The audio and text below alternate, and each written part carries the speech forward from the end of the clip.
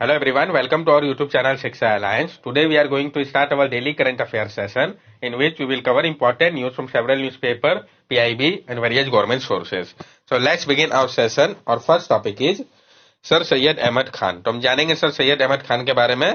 Recently sir Syed 125th birth anniversary कंसाइड with the passing of women reservation bill.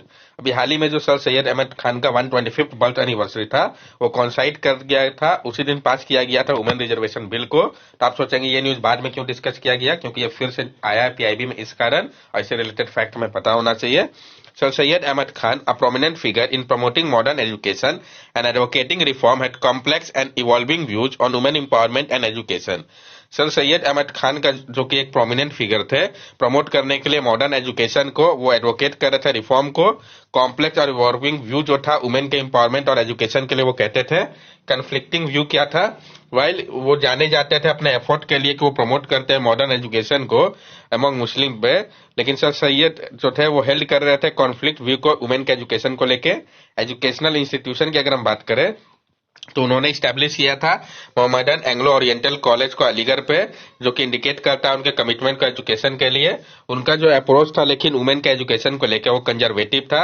वो advocate कर रहे थे disorganise future based home education को women के लिए। यहाँ पे उनका जो था वो थोड़ा सा अलग था मत कंसर्न जो था एजुकेशन को लेके। सर सैयद अहमद खान का मानना था कि वुमेन का एजुकेशन जो है वो पोटेंशियली जियोपोलिटाइज कर देगा जो मेन रोल है लाइफ का। उनका मानना था कि वो मैरिज के खिलाफ है। वो सपोर्ट करते थे जेंडर सेग्रीगेशन को, अपोज करते थे को एजुकेशन को, जो कि दर्शाता है समवट फ्यूडल माइंडसेट को। उनका एडवोकेट कर रहे थे वुमेन के एम्पावरमेंट को। डिस्पाइट कंजर्वेटिव व्यू होने के बावजूद भी वुमेन के एजुकेशन को लेके सर सैयद जो थे वो स्ट्रांग सपोर्ट कर रहे थे वुमेन के एम्पावरमेंट को।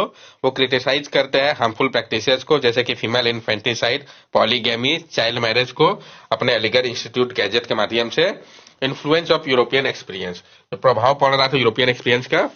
तो सर सैयद का जो इंटरेक्शन था वुमेन के साथ यूरोप में जब वो विजिट किए थे 1869-70 के समय पे, इसका सिग्निफिकेंट इंपैक्ट पड़ा उनके व्यू के ऊपर। उन्होंने एडमायर किया जो फ्रीडम एंजॉय किया जा रहा था वुमेन के द्वारा यूरोप में, और उनका मानना था कि जो रिजेक्शन किया जाता है वुमेन के एजुकेशन को मुस्लिम में, ये कंट्रीब्यूट कर रहा है कम्युनिटी के डिक्लाइन के पीछे, एक बहुत बड़ा रीजन है उनका, ये मानना हुआ। नेक्स्ट टॉपिक हमारा world food day, WWF report the high cost of cheap water. World food day, WWF report जो हाई कॉस्ट है चीप वाटर का, इसके बारे में हम जानेंगे। World wide fund report title the high cost of cheap water warns of a growing global water crisis that poses a threat to $58 trillion in economic value, food security and sustainability। तो ये report किसके द्वारा release किया गया है, वह क्या title है, इंपॉर्टेंट हो जाता है। तो जो आपका वर्ल्ड वाइड फंड का रिपोर्ट है जिसका टाइटल है high cost of cheap water, इसने वार्न किया है ग्रोइंग ग्लोबल वाटर क्राइसिस को लेके, जो कि एक थ्रेट बन गया है $58 ट्रिलियन इकोनॉमिक वैल्यू का फूड सिक्योरिटी और सस्टेनेबिलिटी के लिए। इस रिपोर्ट के बारे में हम जान लें। ये जो रिपोर्ट है इसको रिलीज किया गया था वर्ल्ड फूड डे के दौरान। ये प्रेजेंट करता है पहला इवर एनुअल एस्टिमेट को इकोनॉमिक वैल्यू को लेकर वाटर और फ्रेश वाटर इकोसिस्टम का। मेजर फाइंडिंग, थ्रेट और रिकमेंडेशन क्या था इस रिपोर्ट का। इकोनॉमिक और इन्वायरमेंटल चैलेंज की अगर हम बात करें तो जो ग्लोबल वाटर क्राइसिस है उसके कारण थ्रेट है $58 ट्रिलियन का इकोनॉमिक वैल्यू का, जो कि 60% है वर्ल्ड के जीडीपी का फूड सिक्योरिटी और सस्टेनेबिलिटी के लिए। डायरेक्ट इकोनॉमिक सिग्निफिकेंस है वाटर रिसोर्सेज का। वाटर और फ्रेश वाटर इकोसिस्टम जो है ये प्रोवाइड करता है दोनों ही डायरेक्ट और इनडायरेक्ट बेनिफिट को, जो कि डायरेक्ट इकोनॉमिक बेनिफिट इसका जो है वो $7 ट्रिलियन का है हर एक साल का।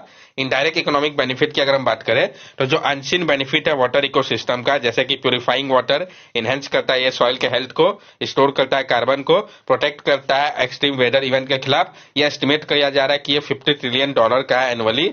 डिक्लाइन इन इकोलॉजिकल हेल्थ, जो डिक्लाइन की बात कही गई है इकोलॉजिकल हेल्थ पे, तो वर्ल्ड हेल्थ जो है उसने लॉन्च किया है थर्ड ऑफ इट्स वेटलैंड को 1970 के बाद से अभी तक।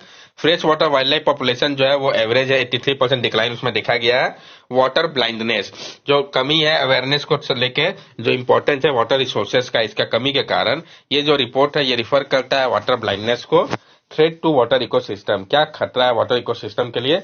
एग्रीकल्चर इम्पैक्ट, जो आपका अनसस्टेनेबल एग्रीकल्चर प्रैक्टिसेस है जो कि आपका 70% फ्रेश वाटर का उपयोग करता है, प्राइमरली ये थ्रेट है रिवर और फ्लड प्लेन के लिए। एक्सेसिव फर्टिलाइजर जिसका उपयोग किया जा रहा है, जिसके कारण ये डिफ्यूज कर रहा है पॉल्यूशन को, अफेक्ट कर रहा है सरफेस और ग्राउंड वाटर को। क्लाइमेट चेंज की अगर हम बात करें तो जो क्लाइमेट चेंज है ये डिसरप्ट कर रहा है हाइड्रोलॉजिकल साइकिल को और रिड्यूस करता है वाटर की अवेलेबिलिटी को। पॉल्यूशन की अगर हम बात करें तो जो वाटर पॉल्यूशन किया जा रहा है ह्यूमन एक्टिविटी के कारण, जैसे कि उपयोग करना फर्टिलाइजर, माइक्रोप्लास्टिक, अनसस्टेनेबल डेवलपमेंट, जो फ्लो मॉडिफिकेशन, जो फ्रेगमेंटेशन किया जा रहा है इंफ्रास्ट्रक्चर जैसे कि डैम या रिवर डाइवर्सन के द्वारा, ये सारे एक थ्रेट है वाटर इकोसिस्टम को लेके। Recommendation given in the report, क्या रिकमेंडेशन दिया गया इस रिपोर्ट में? प्रिजर्विंग वाटर रिसोर्सेज, प्रिजर्व करना होगा वाटर रिसोर्सेज को, प्रोटेक्ट करना होगा, रिस्टोर करना होगा रिवर और फ्लड प्लेन को, जो कि जरूरी है फूड सिक्योरिटी के लिए, क्योंकि ये प्ले करते हैं एक इंपॉर्टेंट रोल को मेंटेन करने के लिए एग्रीकल्चर प्रोडक्टिविटी को। वेटलैंड की अगर हम बात करें तो रिवाइटलाइज करना होगा 30% डिग्रेडेड रिवर और वेटलैंड को 2030 तक। सब्सिडी की अगर हम बात करें तो एंड करना होगा जो हार्मफुल सब्सिडी दिया जा रहा है एग्रीकल्चर या एनर्जी सेक्टर पे। Nature based solution, financial institution को इन्वेस्ट करना होगा नेचर बेस्ड सॉल्यूशन के ऊपर क्लाइमेट एडेप्टेशन के लिए। इंडस्ट्री रिस्पॉन्सिबिलिटी, जो फूड इंडस्ट्री है उनको इंकरेज करना होगा कि वो एम्बेरेज करे सस्टेनेबल प्रैक्टिस को, ताकि रिड्यूस किया जा सके जो हार्म हो रहा है फ्रेश वाटर इकोसिस्टम, बायोडाइवर्सिटी और क्लाइमेट को, इसको कम किया जा सके। जो रोल है वाटर इकोसिस्टम का क्लाइमेट रेसिलेंस को लेके, तो हेल्दी वाटर इकोसिस्टम जो है ये बहुत जरूरी है क्लाइमेट एडेप्टेशन के लिए, जिसमें कि mitigation flood, building resilient to drought and sustainable landscape सब आते हैं। वर्ल्ड फूड डे के बारे में भी हम जान ले। अब ये आपका इंटरनेशनल डे है जिसको सेलिब्रेट किया जाता है हर एक साल पूरे विश्व में अक्टूबर 16 के समय पे, ताकि कॉमेमोरेट किया जा सके जो डेट था फाउंडिंग को लेके United Nation Food and Agriculture Organization का, कब? 1945 में। थीम क्या है वर्ल्ड फूड डे 2023 का? Water is life, water is food. तो क्या थीम है इस साल का, वो इंपॉर्टेंट हो जाता है। अब हम वर्ल्ड वाइड फंड के बारे में भी जान ले। तो जो world wide fund for nature है ये आपका एक स्विच बेस्ड हेडक्वार्टर है, जो कि आपका इंटरनेशनल नॉन गवर्नमेंटल ऑर्गेनाइजेशन है। इसको फाउंड किया गया था 1961 में। ये वर्ल्ड का लार्जेस्ट कंजर्वेशन ऑर्गेनाइजेशन है, जिसका फोकस जो है प्रिजर्वेशन को लेकर है इन्वायरमेंट का, और इसका मकसद है कि रोका जाए डिग्रेडेशन को। वर्ल्ड वाइड फंड जो है ये रन करता है कैंपेन को, जैसे कि अर्थ आवर हो गया। वर्ल्ड वाइड फंड जो है वो पार्ट है आपका फाउंडेशन प्लेटफॉर्म F20 का भी। नेक्स्ट टॉपिक है हमारा न्यू इवोल्यूशनरी लॉ। तो जो आपका नया इवोल्यूशनरी लॉ है इसके बारे में हम जानेंगे। Scientists have proposed a new evolutionary law that can explain the evolution of both living and non-living entities, including mineral and star. Scientist ने प्रपोज किया एक नया इवोल्यूशनरी लॉ को, जो कि एक्सप्लेन करेगा जो इवोल्यूशन है दोनों ही लिविंग और नॉन लिविंग इंटाइटिस का, जिसमें कि मिनरल और स्टार आते हैं। ये जो लॉ है ये सजेस्ट कर रहा है कि जो नेचुरल सिस्टम है, चाहे वो लिविंग हो या नॉन लिविंग हो, वो इवॉल्व करते हैं ग्रेटर पैटर्निंग, डाइवर्सिटी और कॉम्प्लेक्सिटी के कारण। न्यू इवोल्यूशनरी लॉ के बारे में हम जान ले।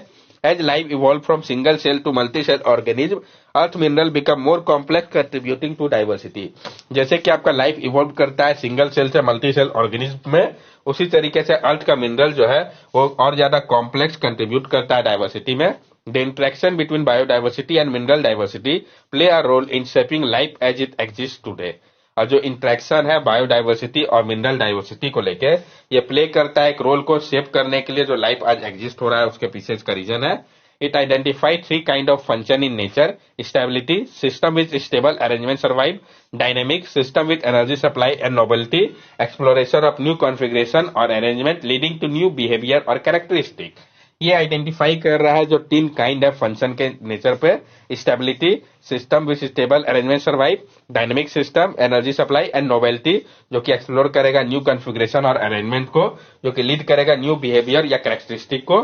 ये जो लॉ है इसका इम्प्लीकेशन जो है बहुत सारे कॉम्प्लेक्स इवॉल्विंग सिस्टम के ऊपर भी पड़ता है, जैसे कि आपका एस्ट्रोफिजिक्स हो गया, तो इकोलॉजी हो गया, आर्टिफिशियल इंटेलिजेंस हो गया। साइंटिस्ट का मकसद है कि वो अप्लाई करे इसको डाइवर्स डोमेन में साइंस के। ये जो स्टडी है ये दर्शाता है जो इंपॉर्टेंस है इंटरडिसिप्लिनरी कोलैबोरेशन का, जिसमें कि इनपुट जो है फिलोसफर ऑफ साइंस से शेप करने के लिए इस आइडिया को लिया जाता है। नेक्स्ट टॉपिक है हमारा टिलापिया पैरवो वायरस। तो हम जानेंगे टिलापिया पैरवो वायरस के बारे में। डायरेक्ट क्वेश्चन फ्रेम किया जा सकता है, क्या है, क्यों न्यूज पे आया है। तो India has reported the presence of tilapia parvovirus tip for the first time in Tamil Nadu, affecting farm breed tilapia fish. India में रिपोर्ट किया गया पहला बार प्रेजेंस को टिलापिया पैरवो वायरस का, पहली बार तमिलनाडु पे। कहां पर, ये भी इंपॉर्टेंट हो जाता है। ये अफेक्ट कर रहा है जो फार्म ब्रीड टिलापिया फिश है उसको। This virus cause mortality rate ranging from 30 to 50% in farm and 100% in laboratory setting. इस वायरस के कारण जो मोर्टेलिटी रेट है वो आपका 30 से 50% तक है फार्म पे और 100% लेबोरेटरी सेटिंग पे है। तिलापिया को माना जाता है पुअर मैन का फिश के रूप में। इसको इंट्रोड्यूस किया गया था इंडियन फ्रेश वाटर बॉडी पे 1950 पे, जबकि नाइल तिलापिडिया को इंट्रोड्यूस किया गया था 1970 पे। ये लार्जर और वाइडली कल्टीवेट किया जाता है। जो आपको ऑकरेंस हुआ है तिलापिया पेर्वो वायरस का, ये एक चिंता का विषय है तिलापिया फार्मिंग को लेकर भारत में। रिसर्चर जो है वो डेवलप कर रहे हैं वैक्सीन को ताकि कॉम्बैट किया जा सके तिलापिया पेर्वो वायरस को और मिटिगेट किया जा सके जो नुकसान हो रहा है फिश फार्मर को। ये आप देख सकते हैं इस फिश के स्पीसीज को। नेक्स्ट टॉपिक हमारा लिम्फेटिक फिलियरेसिस। तो हम जानेंगे लिम्फेटिक फिलियरेसिस के बारे में। पहले भी इस टॉपिक को हम लोगों ने कंसीडर कर रखा है। Lao People Democratic Republic, Lao PDR, has successfully eliminated lymphatic filariasis, a mosquito-borne infectious disease, becoming the second country to achieve this in 2023 after Bangladesh. जो आपका लाओ पीडीआर है वो सक्सेसफुली उन्होंने एलिमिनेट कर दिया है लिम्फेटिक फिलियरेसिस को, जो कि आपका एक मॉस्किटो बॉर्न इन्फेक्शियस डिजीज है। तो कैसे होता है ये आपको पता चल गया और वो दूसरा कंट्री बन गया जिसने अचीव किया इसको 2023 पे बांग्लादेश के बाद। तो पहला कौन था दूसरा कौन, ये इंपॉर्टेंट हो जाता है। लाओ पीडीआर जो है वो 11th कंट्री है WHO वेस्टर्न पैसिफिक रीजन पे जिसने एलिमिनेट किया है लिम्फेटिक फिलियरेसिस को। World Health Organization credited this achievement to the effort of Lao government, healthcare worker, community and national and international partner. तो वर्ल्ड हेल्थ ऑर्गेनाइजेशन है उन्होंने credit दिया है इस अचीवमेंट को लेके लाओ government, health care worker, community, national और इंटरनेशनल पार्टनर को।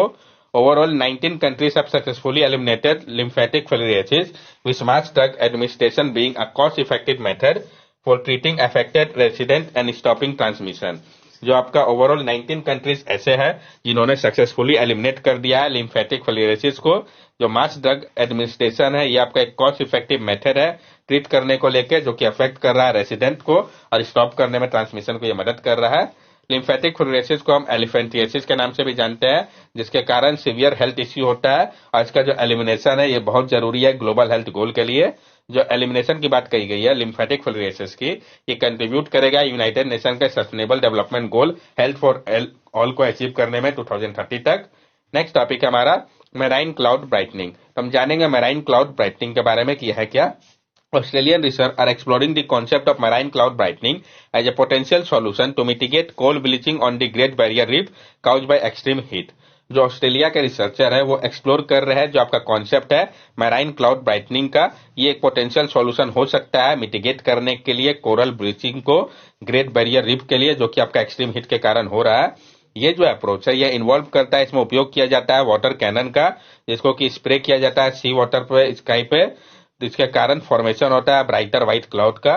This cloud known as low marine cloud reflects sunlight away from the ocean surface, offering protection to the marine life beneath and potentially reducing coral bleaching.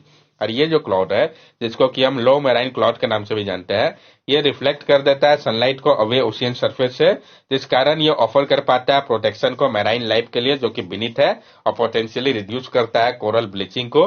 ये जो आपका idea है marine cloud brightening का, इसको initiate किया गया था मास coral bleaching event जो हुआ था 2016 में। उसके बाद इनिशियल लैब डेवलपमेंट और पायलट टेस्टिंग के बाद ग्रेट बैरियर रीफ के बाद ये जो मेथड है इसका मकसद है डिले करना कोरल ब्लीचिंग को मराइन हीटवेव को लेके। पोटेंशियली ये बाई कर रहा है और ज्यादा टाइम को रीफ के रिकवरी के लिए। ये ब्राइटन करता है क्लाउड को। रिसर्चर स्प्रे करते हैं माइक्रोस्कोपिक सी वाटर ड्रॉपलेट को एयर पे, ये कॉपी करता है जो क्रिएशन होता है सी सॉल्ट एरोसोल का नेचुरल प्रोसेस के माध्यम से, जैसे कि विंड और वेव की मदद से। सी सॉल्ट प्रोवाइड करता है शेड और एडिशनल रिफ्लेक्शन को लाइट का, जबकि जो आपका ह्यूमैनिटी का अनइंटेंशनल ब्राइटल क्राउड है जो कि रिलीज होता है एरोसोल पर रिसर्च के माध्यम से ऑस्ट्रेलिया के, इसका मकसद है हार्नेस करना जो प्रोसेस है एनवायरमेंटली रिस्पॉन्सिबल और सोशली एक्सेप्टेबल कंजर्वेशन एफर्ट को ग्रेट बैरियर रीफ के लिए।